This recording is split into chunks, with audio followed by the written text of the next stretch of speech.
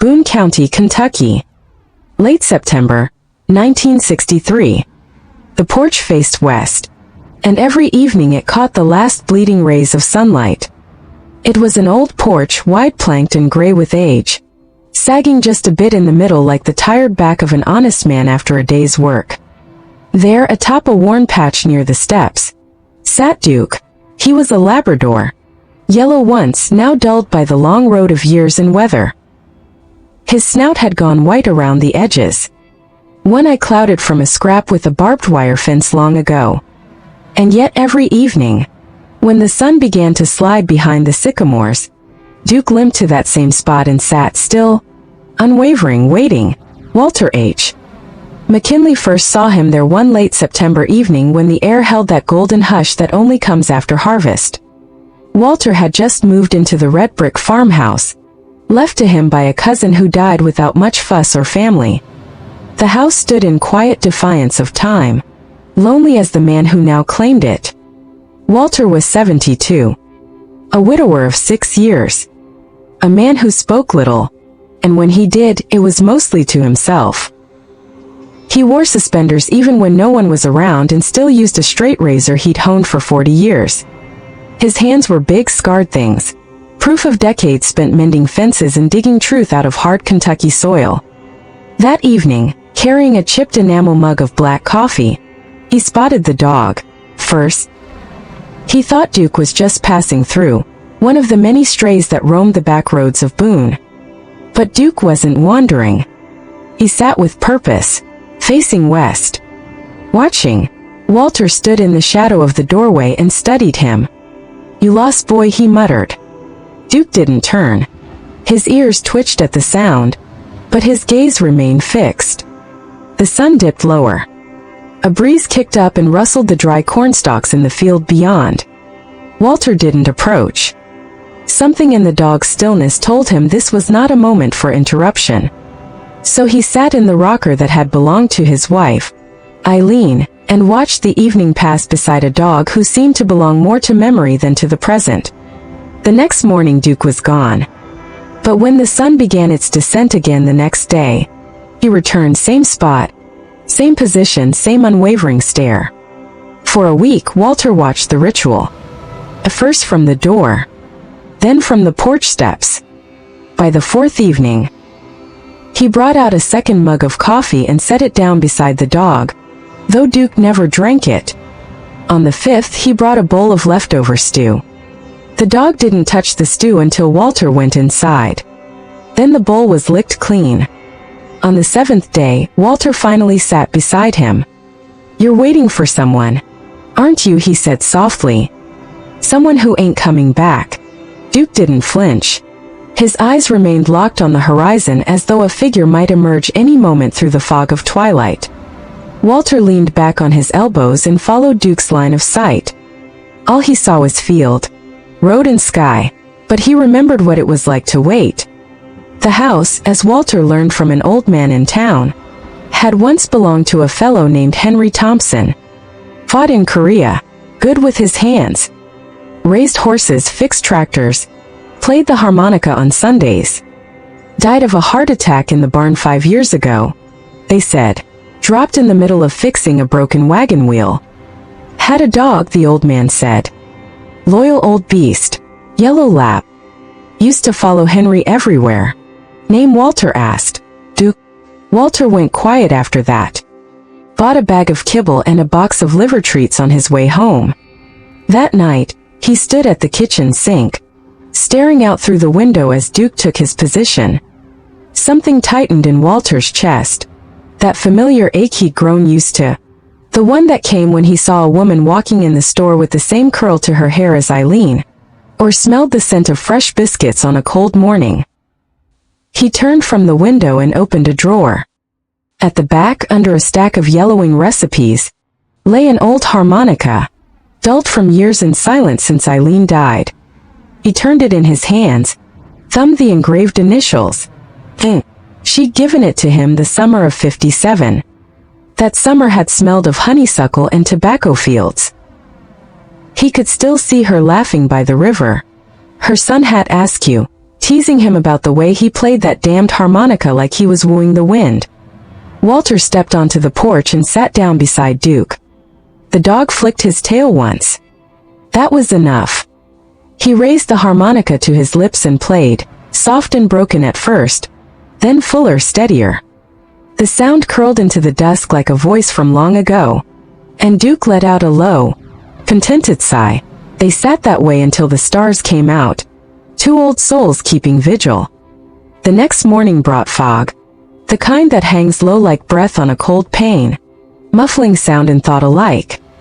Walter woke early, as he always did, with no alarm save the ache in his knees and the creak of the house settling into the morning. He shuffled to the porch, coffee in hand, and found Duke already there. He wasn't facing the horizon today. Instead, the dog sat with his back to the sunrise, watching Walter. It was a still, quiet stare, not one of demand, but of recognition, like he was saying, "I know what it means to lose." Walter lowered himself beside him. The floorboards groaned beneath the weight of age. He took a long sip, letting the steam hit his face. Duke leaned against his leg just slightly and sighed. That soft weight against him stirred something inside, something buried so long under layers of dust and silence. "You knew Henry, didn't you?" Walter whispered. Duke's ears flicked. "You waited for him." A pause. "And I waited for her." He didn't say Eileen's name aloud often anymore. It had grown too heavy in the mouth, like trying to hold water in a torn pocket. But saying it to Duke felt different. Safe. The dog didn't pity him, didn't nod or tut. He just sat, warm and steady. Walter stood and limped inside. He returned a moment later with a biscuit, one he'd baked from an old church recipe card Eileen had once tucked into a cookbook. He broke it in half and laid a piece beside Duke. This time the dog ate it with him still there. Later that afternoon, Walter took to cleaning the barn. It hadn't seen a real broom in years. Dust clung to every rafter, every beam. There was a smell of old hay, rusted tools, and long-gone horses. Walter moved slowly, dragging the push broom through the hay, revealing footprints beneath. Some were his from earlier. Others were wider, older. He found the broken wagon wheel leaning against the far wall, half mended. The wood had gone soft in places, but the iron rim still held. He knelt beside it, running a hand along the curve. A nail lay nearby, bent just slightly. Henry must have dropped it in his last breath. Duke patted in without sound and sat beside the wheel. His tail swept once across the floor, sending up a puff of dust. "You saw it happen, didn't you?" Duke lowered his head. Walter didn't expect an answer, but something in the air changed, thicker, slower, like the barn itself remembered. That night the harmonica came out again. Walter sat on the steps, knees drawn close, Duke curled beside him. The music was clearer now, fuller. Notes that had once belonged to Eileen were now shared with Duke, and through them with Henry. 3 ghosts between them, and yet the porch felt alive. He played until his fingers ached. When the last note faded into the hush of crickets and distant coyote calls, Duke stood and barked just once. Walter looked up. Across the field, nothing stirred, just the wind brushing through brittle corn stalks. But the dog's eyes stayed fixed, body taut with attention. Then, after a long moment, he lay back down and rested his chin on his paws. The spell had passed. In the following days, Walter found himself speaking more to Duke, mostly, but also to the wind, the trees, the house. He unearthed a crate from the attic containing old photographs. There was one of him and Eileen on their honeymoon in Asheville, her head tucked beneath his chin, a fishing rod in his hand. The rod now leaned broken, in the corner of the barn. Walter hadn't touched it in 20 years. He brought it inside, cleaned it with oil and cloth, and set it by the porch door. Duke sniffed it once and wagged his tail. "You think we ought to try it again?" Walter said, half smiling. "You fish." Duke's ears perked. The next morning they walked, Walter with the rod and a tin of worms, Duke trotting ahead, slow but determined. They made their way to a narrow creek that ran behind the property, one Walter had nearly forgotten. The banks were overgrown, but the water still flowed, lazy and clear. Walter cast the line. The rod trembled in his hands, unfamiliar and trembling with memory. Duke lay beside him, eyes scanning the water. Neither of them expected to catch much. That wasn't the point. The hours passed like molasses in winter. They caught nothing, but when Walter reeled in the empty line for the last time, he didn't feel empty. He felt present.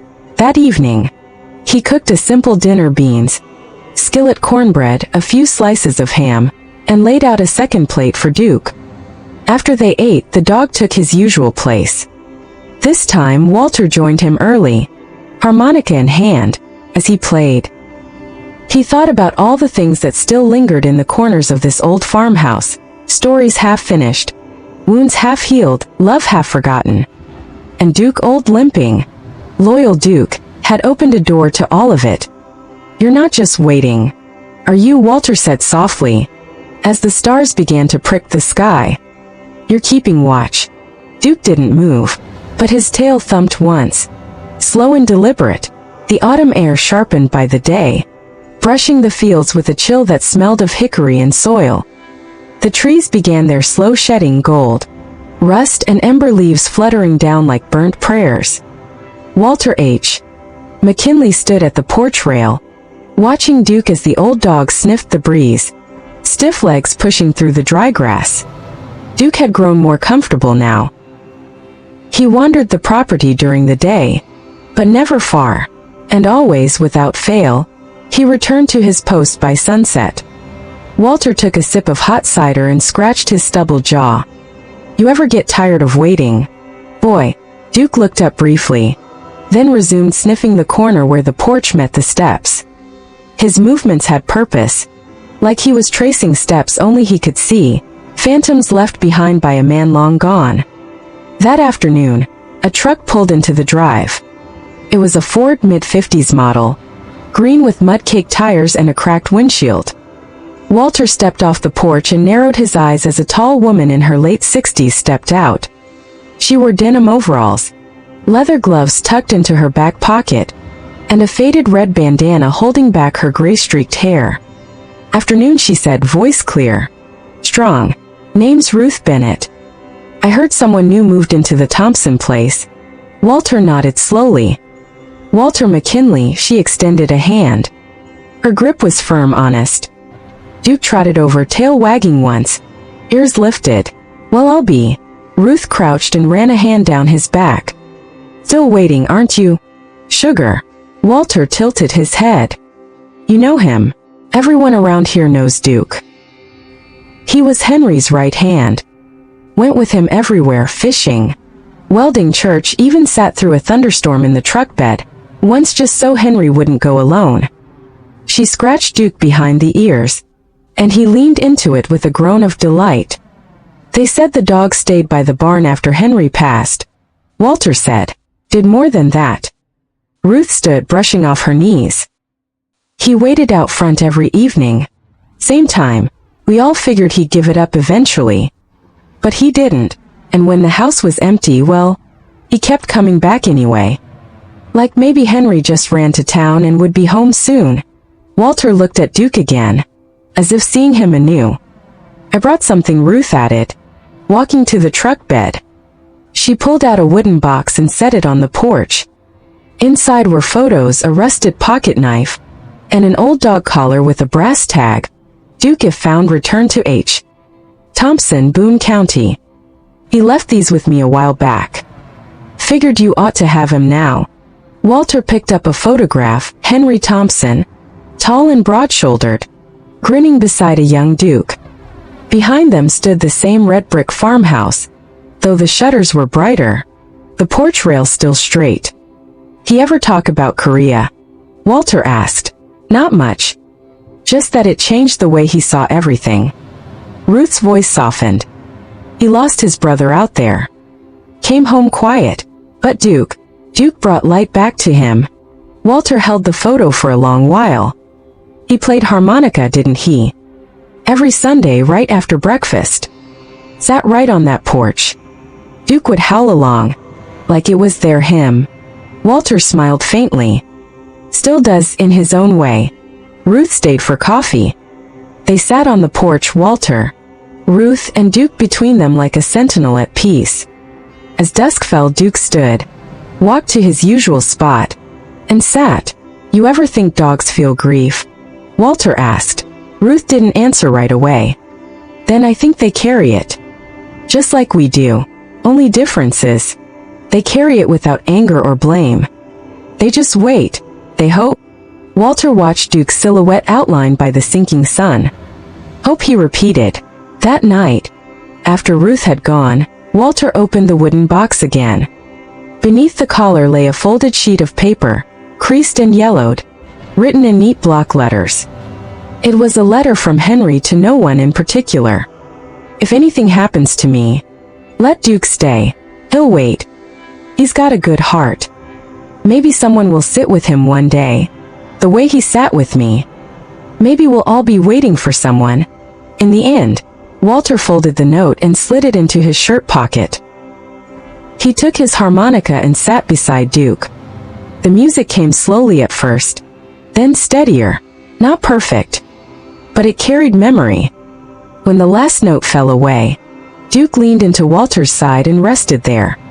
You waited long enough, old boy, Walter whispered. Maybe it's time someone waited with you.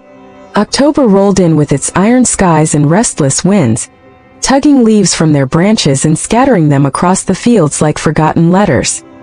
The red brick farmhouse stood quiet beneath the wide Kentucky sky, and on its porch 2 old souls kept vigil.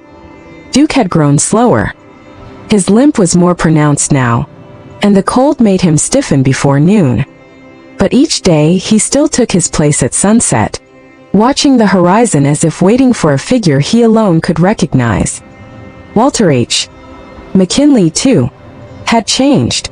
He spoke more now, even if only to the walls, the wind, or Duke.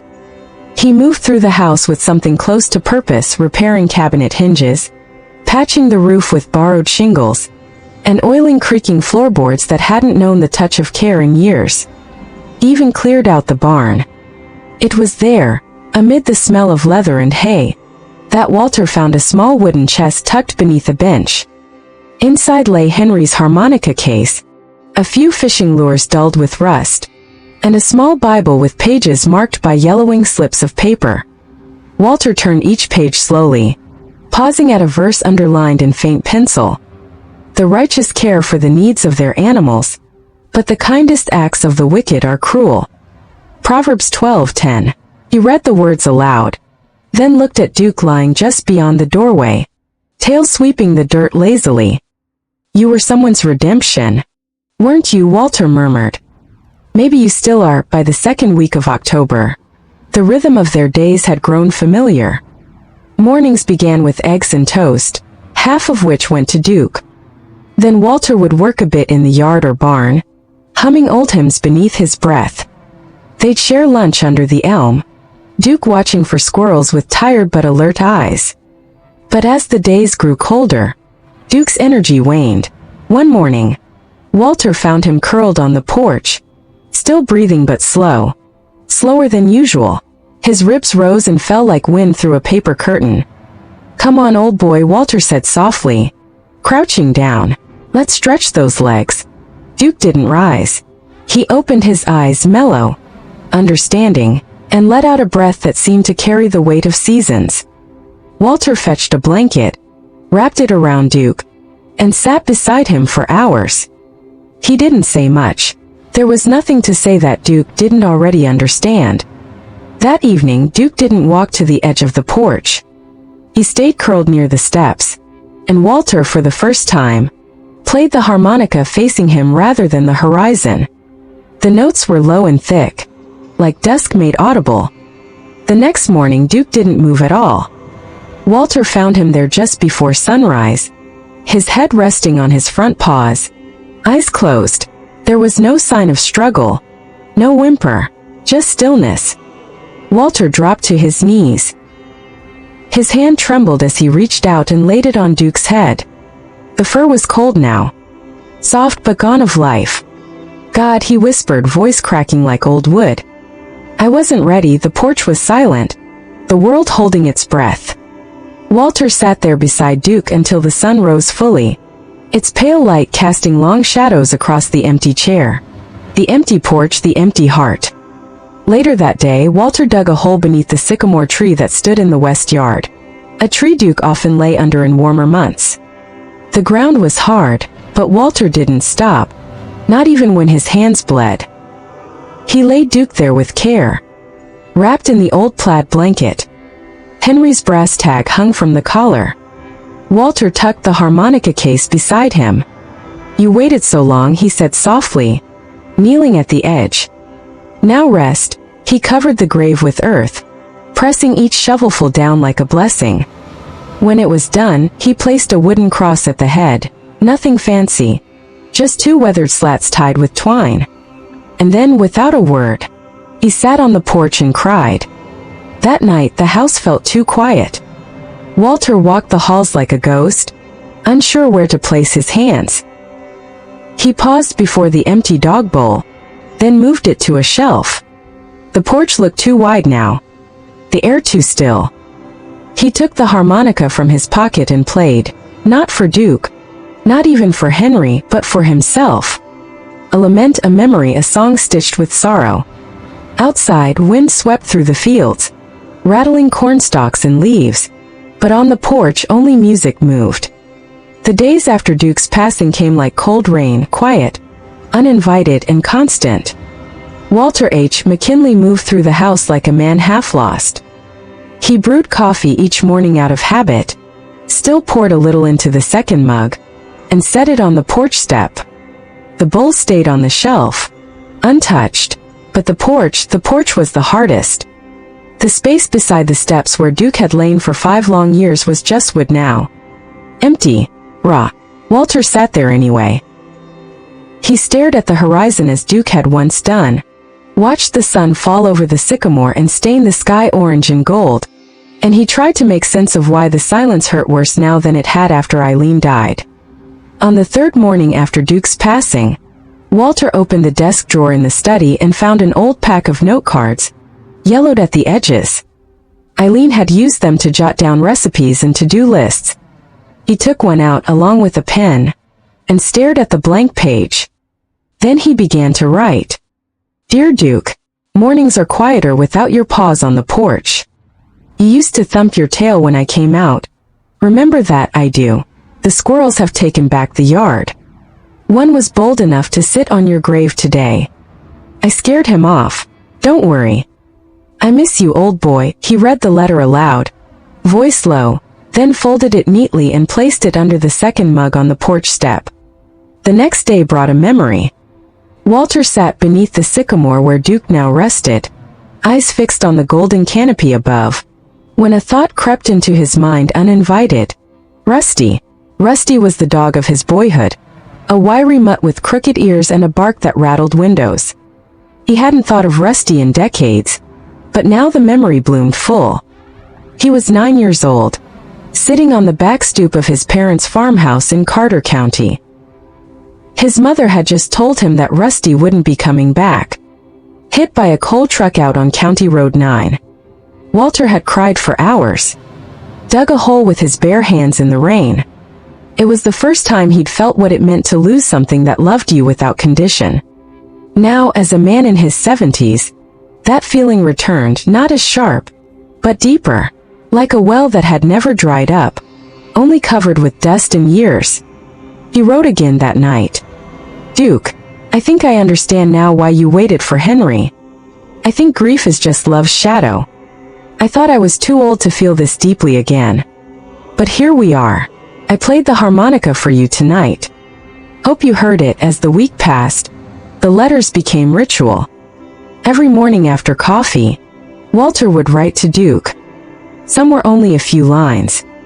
Others filled the card front and back. He wrote about the weather, about the house repairs, about how he planned to finish mending the wagon wheel in Henry's barn. But most of all, he wrote about how the dog had changed him. He hadn't realized it at first, how Duke's waiting had drawn him out of a grief he'd buried years ago. How Duke's silent loyalty had taught him to sit with pain instead of burying it beneath chores and silence. One afternoon, a storm rolled in. Low and slow, Walter moved the porch chairs inside, battened the shutters, and stood at the front window watching the wind dance through the fields. Lightning cracked over the hills, and thunder followed like a war drum. For a moment he swore he saw Duke, head high, tail still, standing at the edge of the yard. But it wasn't Duke, just the wind carving shapes out of memory. Still he stepped onto the porch, rain slashing his coat, and placed a letter beside the second mug anyway. Storms here, Duke, the kind you used to bark at. Funny how it feels emptier without your noise. You were never just waiting for someone, were you? You were teaching someone how to stay. That night he dreamed. He was a young man again, standing at the bank of a river. The water ran fast, silver in the moonlight. On the other side stood Duke, young, bright-eyed, tail swishing. But Duke didn't bark. He just waited. Walter tried to call to him, tried to step forward, but the current was strong. Then he heard a voice, not Duke's, not Eileen's, but his own, aged and tired. Stay. Not yet. He woke with a start. Rain still pattered the windows. The harmonica lay on the nightstand, untouched. The next morning, Walter wrote one more letter. Duke, you waited 5 years. I waited 60 to feel again.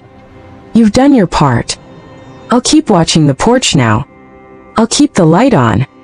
Just in case. He folded the letter, placed it beneath the mug, and sat in Duke's old spot. The sun rose golden and quiet, and Walter smiled through his tears. The sky turned gentler that week, soft clouds gliding over Boone County like wool across a loom. The air still carried a bite, but the wind had shifted, and Walter could smell wood smoke from chimneys in the distance. The sycamore stood bare now, a sentinel over Duke's grave, and the porch had taken on a quieter rhythm. Walter kept writing. Each morning, he placed a new note under the second mug. Sometimes the letters were cheerful. Sometimes they weren't. But always they were honest. He hadn't expected company anymore. Not at his age. Not in that house. So when he heard the footsteps on the gravel drive one Tuesday afternoon, light, uneven, uncertain, his first instinct was suspicion. He peered through the screen door. One hand on the cane Eileen had once used after her hip surgery. A boy stood there, no older than 10. Shoelaces untied, jeans torn at the knee. He had a canvas backpack that hung off one shoulder and a mutt at his side, a wiry brown and white thing with one ear flopped and ribs showing through his fur. The boy raised a hand, halfway between a wave and a plea. Sir, he said. Kani kanisita wila. Walter stepped out, slow and wary. You lost. The boy shook his head. Not really. I'm just going somewhere. He didn't say where. Walter looked at the dog. The creature was thin but alert, eyes bright with the kind of hunger that was more than food. Loyalty, the need to belong. He's mine, the boy said quickly, reading Walter's eyes. I found him, 2 towns over. He followed me. Walter stared for a long while. Then with a slow nod, he said, come on up. Got cider on the stove. They sat on the porch in silence at first. The boy drank from a chipped enamel cup, legs swinging just above the floorboards. The dog curled up at his feet, eyes never leaving the boy's face. What's his name? Walter asked. I don't know yet, the boy said. I was waiting to see what fit. Walter gave a grunt that could have been amusement. Or maybe memory. The boy introduced himself as Tommy. Just Tommy. He didn't say where he was from or where he was headed. But Walter knew the look in his eyes. It was the same one he'd seen in the mirror after Eileen's funeral. After Duke's burial. That quiet mix of searching and sorrow. I used to have a dog, Walter said, after a long stretch of silence. Old Yellow Lab name was Duke. He waited a long time. Tommy didn't answer, but he looked at Walter with something like understanding. Tommy stayed that night. Not because he asked to, but because Walter offered. The couch in the front room was too short for a grown man but just right for a boy with skinny legs and a dog to curl around him. Walter didn't ask questions. The boy didn't offer stories. But something in the house shifted. Less hollow, less haunted. That night, Walter sat on the porch alone, wrote a letter to Duke, and read it aloud. "We've got company tonight. A boy with nowhere to be, and a dog with nowhere to go. I think you'd like him. I think you'd see yourself in that dog." I did. In the morning, Walter found Tommy out by the sycamore, crouched low, the dog sniffing Duke's grave. "You buried him here?" the boy asked. Walter nodded. "Was he yours?" "No," Walter said softly. "But he stayed, until he was." Tommy scratched the back of his neck. "I think this one's gonna stay, too." Walter smiled faintly. "Got a name yet?" The boy thought for a long while, then said, "Maybe Rusty. That's what my grandpa called his first dog." Walter's heart jumped. He hadn't heard that name spoken aloud in decades. "Rusty," he repeated, tasting the memory. "That's a fine name." They worked together that afternoon, stacking firewood, raking leaves, oiling hinges on the barn doors. Tommy didn't talk much, but when he did, it came in bursts, small stories about creeks he'd slept beside, gas stations where folks gave him crackers, the kindness of strangers and the cruelty of others.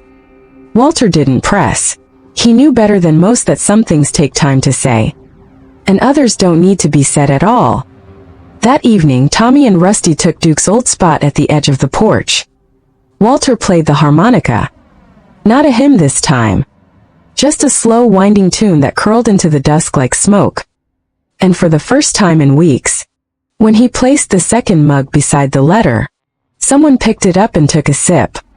The days began to shorten, and the light took on that pale, winter-flecked hue that bleaches the world of color. The first frost came overnight, dusting the yard in silver. Walter H. McKinley stepped out early, wrapped in Eileen's old flannel coat, to find Tommy and Rusty already outside. The boy was hunched over the garden bed, pulling the last of the shriveled bean stalks with mittened hands too big for him. Rusty dug clumsily beside him, tail wagging, tongue lolling from the side of his mouth like a fool who didn't know the season had changed. Walter watched for a while before speaking. "You ever planted anything before?" Tommy looked up, nose red, hair a mess of straw. "No, sir. Mostly just pulled weeds for folks who'd let me." "Well," Walter said, stepping down the porch steps with care, "spring's still a ways off. But if you're staying a while, might as well learn how to bring something up from the dirt." They fell into rhythm, the three of them. Tommy learned to split wood with a sure hand, to hammer without bending nails, to mend chicken wire without complaint. Walter taught him how to test the strength of a fence post with a boot heel, how to spot frostbite in the tomatoes before it set in deep, and how to catch catfish using nothing but string, hook and stale bread. Rusty followed close behind, never straying far from Tommy, but always checking the porch before sunset, as if waiting for Duke's ghost to come walking across the yard. Sometimes Walter swore he saw a yellow blur in the corner of his eye. But when he turned, it was only the leaves or the wind or the light playing tricks. In the evenings they cooked together, Walter handling the skillet, Tommy washing vegetables, Rusty pacing like a sous chef who lacked opposable thumbs. And every night, like a rite passed down, they sat on the porch. Walter with his harmonica, Tommy with the second mug, Rusty with his nose in the wind. At first, Walter didn't speak of the letters. He still wrote them, folded them tight, and slipped them beneath the mug without comment. But one night, as they watched the moon rise over the corn stubble, Tommy asked softly, "You ever gonna stop writing to him?" Walter took a while to answer. "Maybe," he said, "when I stop having things to say." Tommy nodded. "My mom used to leave notes in my lunch. Just dumb stuff.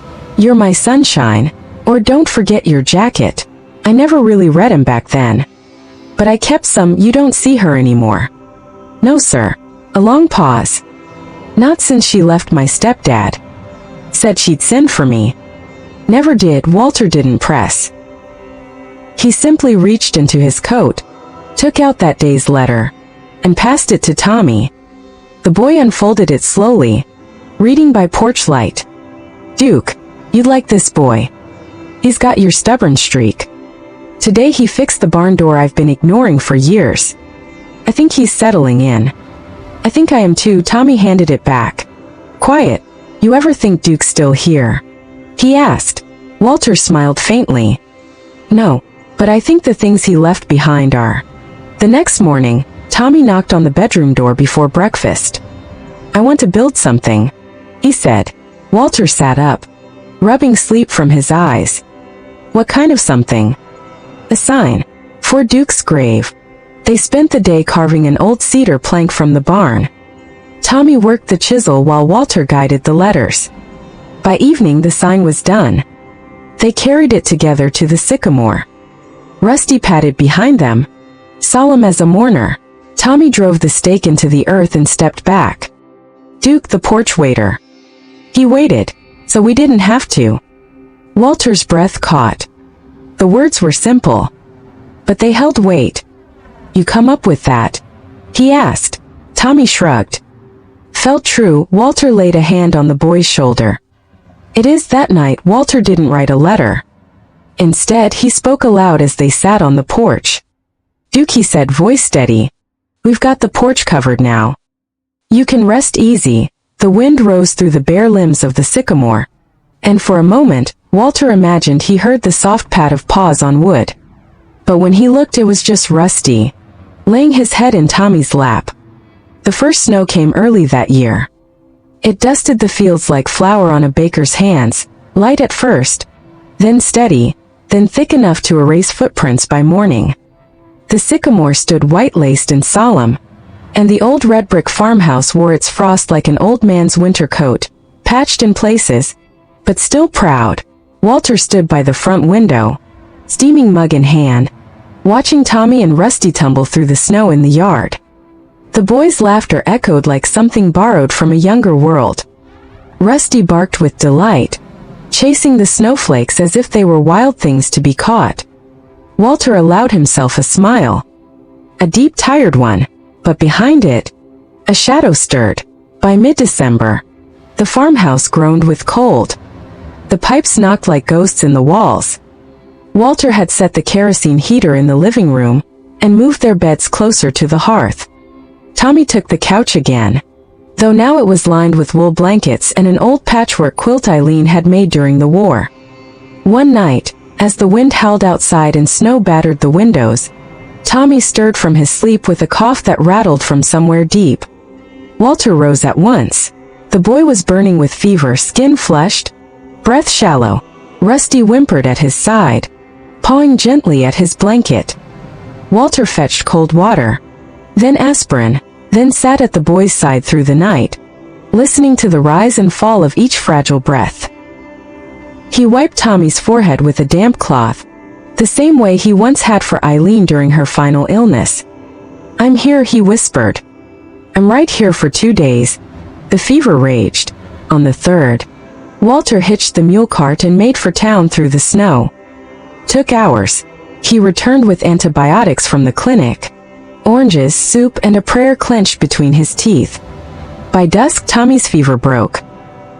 He opened his eyes, blinked up at Walter, and rasped, "Did I miss Christmas?" Walter chuckled. "Not yet, boy, not yet." Rusty let out a whine and licked Tommy's hand. They spent Christmas Eve by the fire, sharing tinned ham, cornbread, and 2 slightly crooked sugar cookies Walter had managed to bake. There was no tree, just a pine branch in a mason jar with one ribbon tied around it, but Tommy smiled like it was Rockefeller Center. Walter handed him a small box, wrapped in old newspaper and twine. Tommy opened it carefully. Inside lay Duke's brass name tag, strung on a leather cord. The boy looked up, eyes wide. "You sure?" Walter nodded. "I think he'd want you to have it." Tommy ran his fingers over the worn metal. I'll take care of it," he whispered. Later that night, Tommy slept by the hearth, Rusty curled at his side. Walter stepped onto the porch alone, the harmonica in his coat pocket. The world was still, the snow hushed, the stars bright. He sat down slowly and looked toward Duke's grave, where the wooden sign now stood half buried in snow.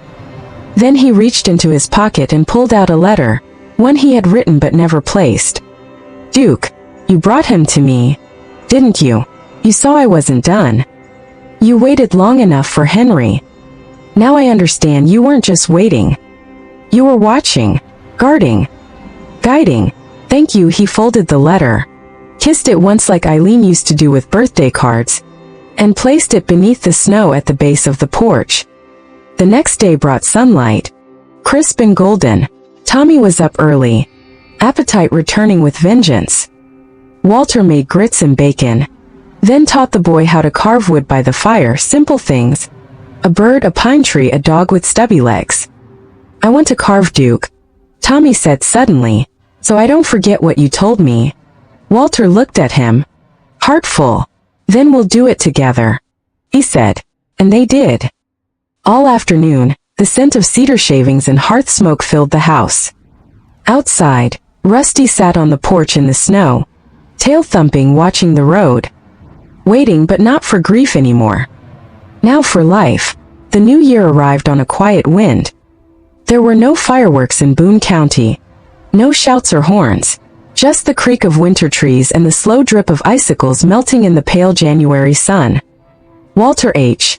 McKinley woke early, as he always did, and found Tommy already outside, Rusty bounding through the snow beside him, chasing ghosts only dogs can see. Walter brewed coffee, his movements automatic, practiced. He poured 2 mugs, as he always had, one for himself, one for Duke's memory. But this morning Tommy opened the screen door just as Walter reached the porch. "I can carry it," the boy said, taking the second mug with a grin. "He'd want me to." Walter handed it over without a word, heart thudding in his chest like a man remembering how to live. Mid-January brought letters. The mailbox at the end of the gravel road hadn't seen use in months, maybe years. But on the 17th, Walter found a plain envelope tucked between a seed catalog and an electric bill he'd long stopped caring about. The handwriting on the envelope was neat, deliberate, a name in the corner he didn't recognize, Margaret Elaine Thompson. He opened it with care. "Dear Mr. McKinley, my name is Margaret, though most called me Maggie. I'm Henry Thompson's niece. I learned through Ruth Bennett that someone had moved into Uncle Henry's house and had taken in Duke. I wasn't able to come when Henry passed. Life, it gets tangled. But I always wondered what happened to Duke. Ruth told me Duke waited, that he never gave up. I know it's strange writing after all this time, but I wanted to thank you for watching over him, for sitting where my uncle once sat, for honoring the kind of love that doesn't disappear just because a heart stops beating. I'll be passing through Boone County at the end of the month. If it's not too much trouble, I'd love to visit Duke's grave. Gratefully, Margaret Thompson." Walter read the letter 3 times. Then he folded it slowly, placed it beside the worn harmonica on the mantel, and stared out at the porch where Tommy sat whittling a new block of wood into what might become a squirrel or a hound or something in between. When he told Tommy about the letter, the boy's eyes lit up. "She's his family?" he asked. "Like real family?" Walter nodded. "Seems that way. Then we should make it nice." "Duke's grave? Like special?" Walter felt a lump rise in his throat. "Yes," he said. "We should." They spent the next few days preparing. Tommy sanded the sign they'd carved in the fall. Walter trimmed the limbs around the sycamore. Together, they laid stones in a circle around the grave, brought from the creek bed where Duke once waited years ago. Tommy crafted a frame from spare wood, and inside it they placed a black and white photo Ruth had given them, a young Henry Thompson with Duke as a pup, both smiling, standing before the very porch Walter now called home. Below the frame they carved a small line. "Still watching on the last Sunday of the month, A car pulled up the drive just before sunset.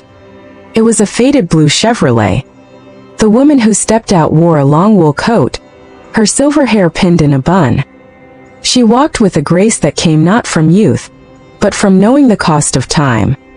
Walter met her at the porch. "Miss Thompson," she smiled softly. "Maggie, please," he offered her a hand. She shook it with both of hers. "I hope you don't mind the visit," she said. I needed to see." Walter nodded. "He's just over there." Beneath the sycamore. They walked in silence. When she saw the grave, Maggie's hands came to her mouth. She knelt in the snow, fingertips brushing the wooden sign. Tommy stood back with Rusty, holding his cap in both hands. "I used to visit every summer," Maggie said quietly. "Henry never married. But he had Duke. That dog was his whole world." She looked up at Walter. "Thank you for giving him a place to wait. He earned it," Walter said. Maggie turned to Tommy. "And who's this fine craftsman?" "Tommy," he said shyly. "And this is Rusty." She reached out, stroked the dog's head. "He looks like he belongs." "He does," Walter said. They sat on the porch until the sun dipped low. Walter brought out the harmonica, played something slow. Maggie closed her eyes, smiling through it. When it ended, she placed a small velvet pouch on the porch rail. "I found this in Henry's dresser years ago," she said. "Didn't mean much to me then. But now," she opened it gently. Inside was a silver whistle, worn, curved, engraved faintly with the words, "Come home, boy." Maggie left it at the foot of Duke's grave before driving away into the dusk. That night Walter wrote again. "Just once more. Duke." She came. She cried. She remembered. "Your porch is full now. Your waiting is done. But we'll keep the light on. Always." He placed the letter at the base of the sycamore, beneath the picture of the man and his dog.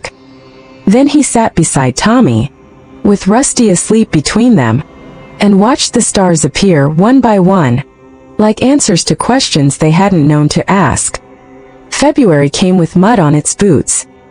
The snow began to melt, giving way to soft earth and thin puddles that reflected the gray sky like broken glass.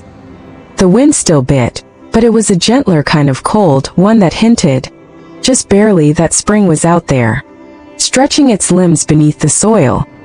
Walter H. McKinley sat on the porch, watching Tommy toss a stick for Rusty in the front yard. The dog, scrappy and unshaped, darted after it with a joy that seemed too large for his ragged body. The boy shouted after him, laughing. He had begun to laugh often now. The sound no longer surprised Walter, but it still stirred something inside. Something warm. For the first time in a long while, Walter didn't feel like he was waiting. That week, Walter walked into Boone Hardware and bought 2 gallons of white paint, a new mailbox and a brass nameplate. The young man behind the counter raised his eyebrows. "Startin' fresh?" he asked. "Not fresh," Walter said. "Just finally catching up." He painted the mailbox that afternoon, careful with the brush despite the ache in his knuckles. When it dried, he fixed the brass plate to the front. It read, "McKinley and Thompson. Home found here." He didn't show it to Tommy. Just waited until the boy noticed on his own, which he did 3 days later, while riding Rusty down the gravel drive in a rusted red wagon. "Is that my name too?" Tommy asked, breathless, hair full of wind. Walter set his coffee down. "You don't have to take it," he said slowly, "but if you want it, it's yours." Tommy looked at the sign, looked back at Walter, then nodded. "Just once." "'Kay," he said. "Yeah, I want it." Spring arrived slow and sure. The garden beds thawed. Birds returned to the sycamore. One morning Tommy burst through the screen door with a handful of wild violets and a grin that didn't belong to a boy running anymore. It belonged to a boy who had found a place to stay. Walter took to carving again, this time beside Tommy. Together they shaped little dogs, songbirds, and a nearly symmetrical porch chair. Walter taught the boy to whistle through his teeth and how to read the clouds for rain. Tommy showed Walter how to loosen his shoulders, how to laugh with his whole body, and how to lie back in the grass and not say a thing. And Rusty, ever faithful, kept watch on the porch, in the fields by Duke's grave. On the first Sunday in April, they held a small gathering. Ruth Bennett came, Maggie Thompson returned. A few neighbors, drawn by curiosity and invitation, brought pie, bread, and folding chairs. They stood beneath the sycamore and spoke about Duke, about loyalty, about love that stays put, and the strange and holy way a dog can wait the sorrow out of you. Walter read aloud the final letter he had written to Duke, his voice low, cracked but sure. You waited long enough. Old friend, we've taken your post now. And because you waited, we learned how to stay. Afterward, they planted marigolds around the grave. Tommy placed the silver whistle Maggie had left into a small box, sealed it with wax, and buried it beside the sign. No one needs to call him home anymore, he whispered. That night, Walter stepped onto the porch alone. The stars were out bright and close. He sat in the old rocking chair and let it creak beneath him, the way it used to when Eileen sat there humming to herself. The door behind him opened. Tommy stepped out barefoot, wrapped in the same patchwork quilt. He sat beside Walter, handed him the harmonica. You haven't played in a while. Walter held it in his hands. No, he said, but I think I've been listening. He lifted it to his lips. The tune was new, something not stitched with sorrow, but stitched with quiet gratitude. The melody wove into the night, carried on the wind soft and true. When he finished, Tommy leaned into his shoulder, and Rusty rested his head on Walter's boots. They sat that way long after the night had swallowed the light. Not waiting, just being together.